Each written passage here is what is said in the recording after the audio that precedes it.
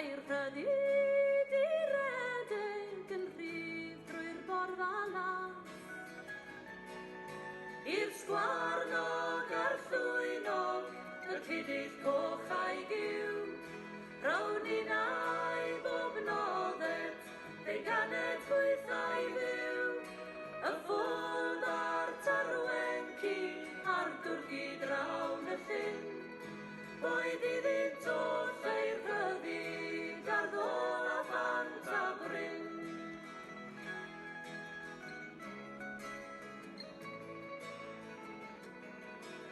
Mae harddwch creadur tu hwnt I bob rhywen, yn nef ei gynefu mewn ffos a chlawdd a ffer, na boed i'r un dyffryn a bryncyn guddio brat, nam ddifad creadur a'i loches yn ein gwlad. I'r sgwarnog a'r llwynog, y cydydd coch a'i giw, rawn ni'n ai bob noddet, deuganed chwyth a'i ddiw. Y ffôn a'r tarwenci, a'r dwrgi drawn y llyn, boed iddynt oll ei rhyddid, ar ddôl a phant a bryn. Hanes am sgwarnog bach y ffrith, yn rhedeg I ffedog.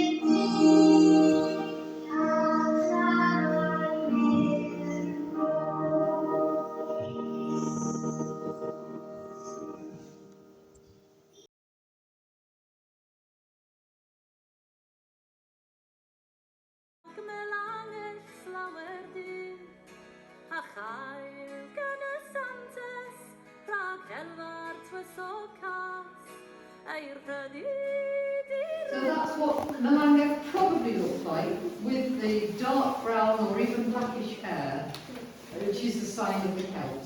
Redeg yn rhydd drwy'r borfa las. I'r sgwarnog a'r llwynog, y cydydd coch a'i giw, rawn ni'n ai bob noddet, deuganed chwyth a'i ddiw. Y ffôn a'r tarwenci, a'r dwrgi drawn y llyn, boed iddynt oll ei rhyddid, ar ddôl a phant a bryn.